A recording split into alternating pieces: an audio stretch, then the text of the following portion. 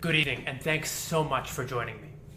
The marriage of music with other forms of art has enjoyed a rich history, one exemplified magnificently by Franz Liszt.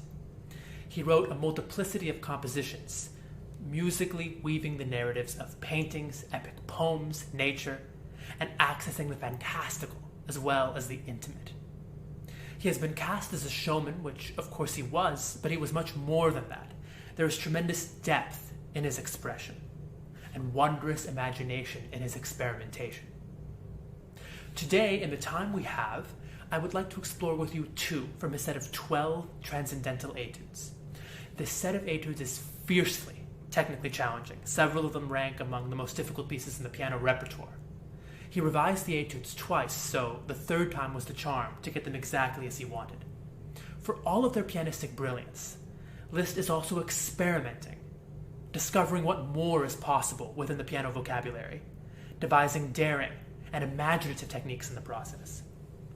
The first etude we'll look at is his fourth, Mazeppa. The piece is based on an epic poem of Lord Byron, which in turn is based on the fanciful tale of a real historical figure, Ivan Mazeppa. As a young page in the Polish court, Mazeppa fell in love with and seduced a noble lady already married to a count. When the count discovered the affair, he ordered that Mazeppa be tied naked to a horse, and for the horse to be whipped so severely that it would run wild deep into Ukraine, Mazeppa's flailing body in tow. After 3 torturous days, the horse collapsed and died. Mazeppa at last was rescued and tended to by a band of Cossacks, and after he told them of his trials, they recognized his strength and named him their leader. So, how does Liszt evoke this poem on the piano? It's time we discuss word painting. Word painting, or text painting, is a compositional device in which music evokes the literal meaning and imitates the emotion or action as described in the text. Some composers took it a step further, removing the voice and capturing the imagination of word and sound with instruments alone. This is what Liszt does in Mazeppa.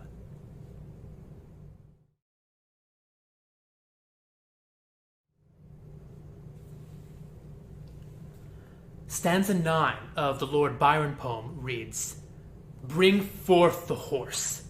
The horse was brought. In truth, he was a noble steed, a Tartar of the Ukraine breed, who looked as though the speed of thought were in his limbs. But he was wild, wild as the wild deer and untaught, with spur and bridle undefiled. They bound me on that menial throng, upon his back with many a thong, then loosed him with a sudden lash. Away, away, and on we dash, torrents less rapid and less rash."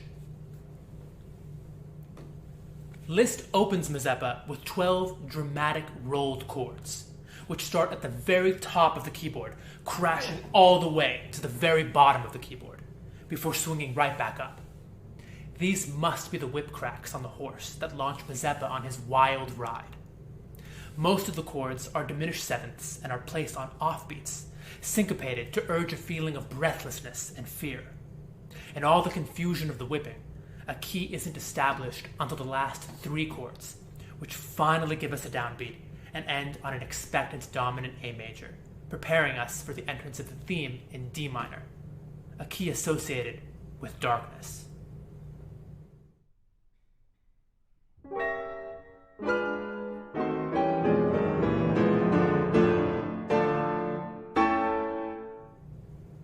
For the next passage of running scales, Liszt again uses register for dramatic effect, beginning at the bottom of the keyboard, climbing and climbing to the top, before again crashing all the way back down. If the previous chords were the whip cracks, these scales must represent Mazeppa being dragged against his will by the horse, over the rough, gnarled, rocky terrain. Liszt writes cadenza ad libitum and poco a poco precipitando, implying that the performer should begin from nothing, an almost indistinguishable sound, but gradually intensify and increase the tempo until the scales are flying.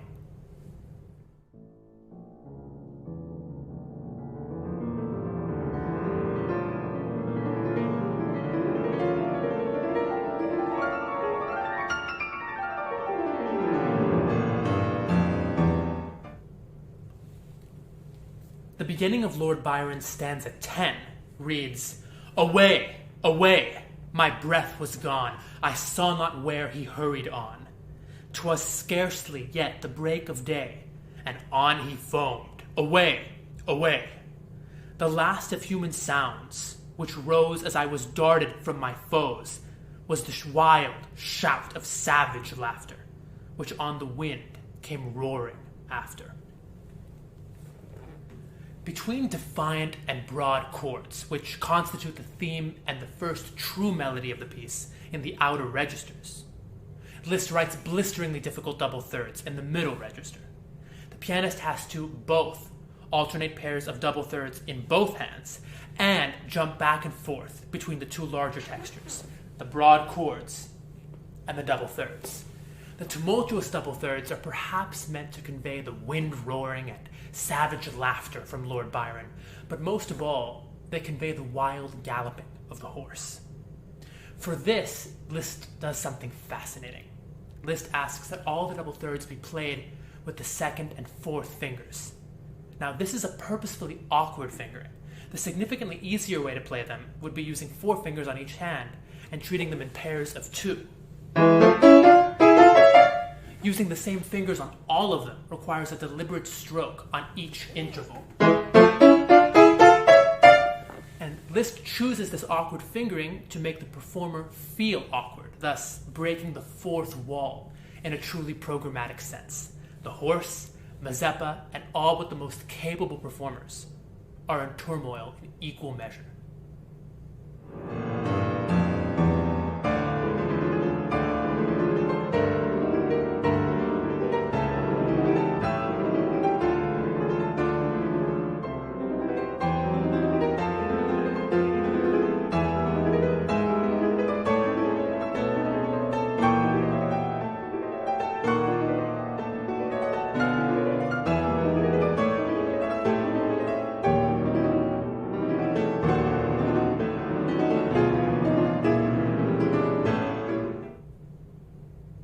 In the poem, there reaches a point when Mazeppa, still being dragged on his back by the horse, looks up at the night sky and allows his mind to escape his excruciating torment. In stanza 15, Lord Byron uses phrases like "precipices in our dreams to stretch beyond the sight, as rose the moon upon my right, and stood like a hospitable star." This ushers in a scene that is more reflective, tender, and arguably noble in the face of his ordeal. Liszt evokes this new scene with an arrival at the second theme in the key of B-flat major, a huge contrast from the flurry of dramatic octaves that ends the previous section. The second theme is built from the primary theme, but now the theme is in the middle of the keyboard, and the double thirds join with rolled chords to envelop it.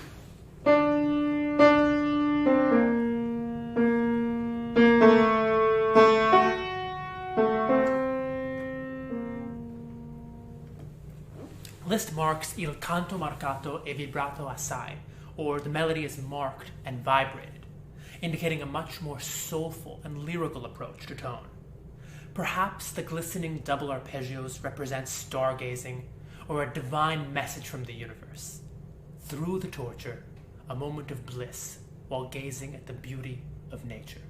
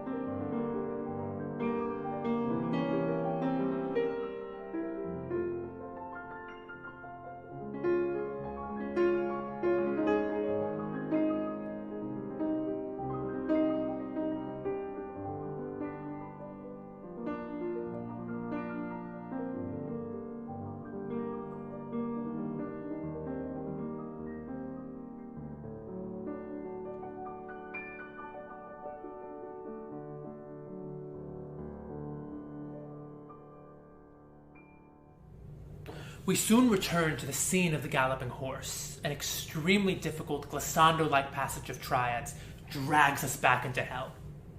Amidst it all, in stanza 18, Lord Byron implies that a raven flies overhead, ready to feast upon Mazeppa's corpse when his racing horse finally dies.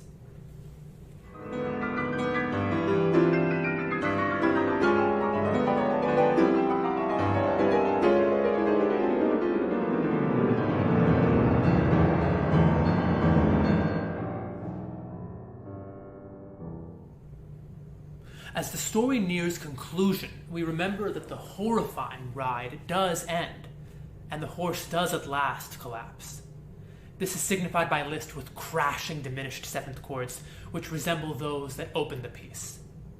The Cossacks, shocked and bewildered as they discover Mazeppa, tend to his wounds, and when Mazeppa wakes, he wonders if he is still in the mortal world. Liszt depicts this questioning with pleading diminished sevenths, which reach up before weakly descending, retreating. Stanza 19 of Lord Byron's poem begins as follows. I woke.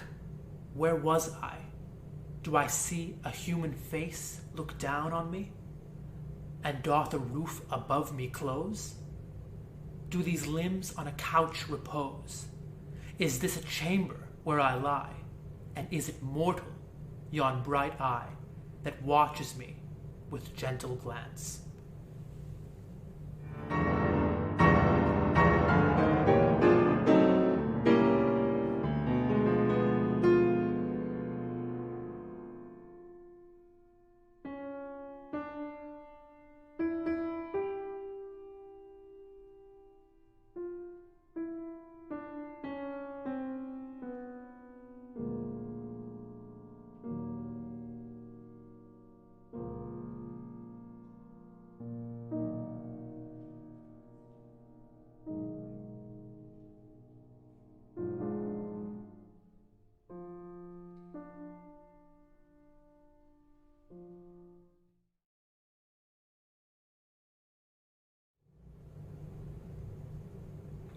Lord Byron wasn't the only poet to write about the legend of Mazeppa. Victor Hugo, in his 1829 collection Les Orientales, wrote his own Mazeppa poem, albeit one much shorter than Lord Byron's. Liszt drew inspiration from both and appended the last line of Hugo's poem to the last page of his score. After the fall, he rises king. A line which he depicts musically with triumphant D major chords and affirming ascending fourths. As we conclude Mazeppa, I'd like to read Hugo's entire poem for you, translated from French into English by H.L. Williams. So when a mortal, as when a mortal genius prize alack, is living bound upon thy fatal back, thou reinless racing steed. In vain he rides, mere cloud upon a star. Thou bearest him as went Mazeppa, far out of the flowery mead. So, though thou speedst implacable, like him, spent, pallid, torn, bruised, weary, sore, and dim, as if each stride the nearer bring him to the grave. When comes the time, after the fall, he rises king.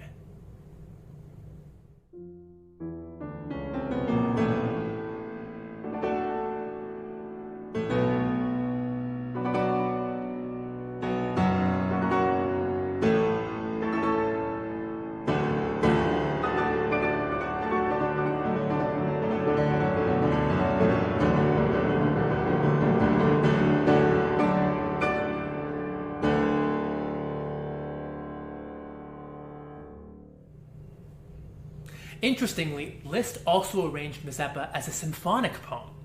The themes are the same, but it is almost double the length of the piano composition. I was hoping to incorporate an excerpt of it into this presentation to give you a glimpse of how Liszt chose to orchestrate the moments we discussed in the piano etude, but for copyright reasons I am unable. Therefore, I encourage you to take a listen on your own. Particularly, listen for 6 strokes of the timpani that evoke Mazeppa's collapse after his journey, the bassoon and horn solos signifying the discovery of his body, and the triumphant trumpet call when the Cossacks proclaim him as their hero. Now I want to take you somewhere very different. The ninth of Liszt's Transcendental Etudes is subtitled Recordanza, which translates as remembrance. Ferruccio Busoni, the Italian pianist, composer, editor, and writer, and a true heir of Liszt's legacy, wrote of Recordanza as giving, quote, the impression of a bundle of faded love letters from an old world of sentiment, unquote. This is great imagery, but unlike in Mazeppa, the listener is not left with a clear text or blueprint on which to make associations. We must devise the story on our own, albeit with a very programmatic title as an enthralling clue. Let me offer my personal imagery, and as you hear the piece yourself, I encourage you to come up with your own.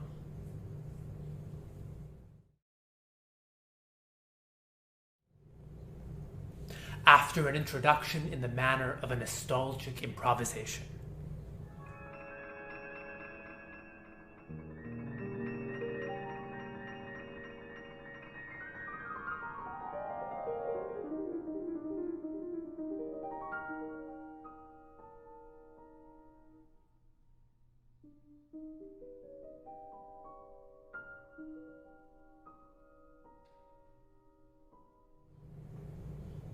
Liszt's lyric main idea arrives, marked dolce con grazia, or sweetly, with grace. The melody features expectant rests, adding a sense of breathlessness and wonder.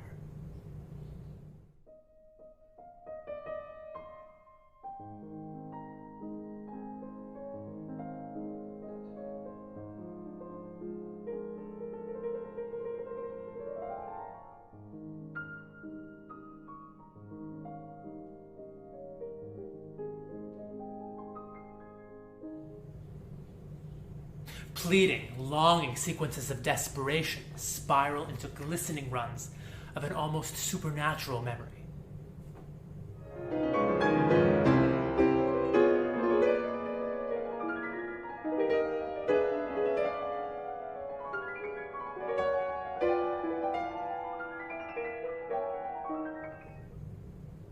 After the next variation, Liszt turns to a stoic and noble chorale of loss and self-discovery.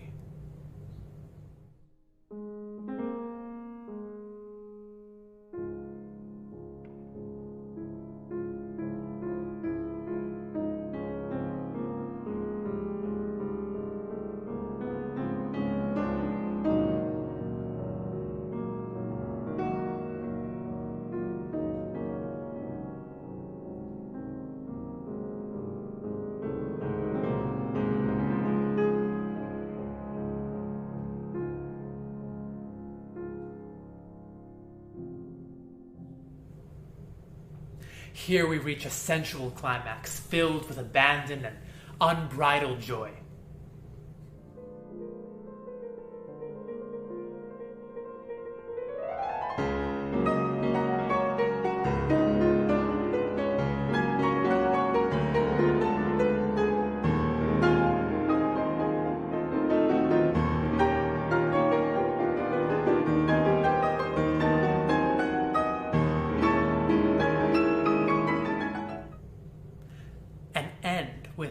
Aspirational ascending arpeggios and a fading farewell in which the memory evaporates and perhaps we wonder if it was ever there.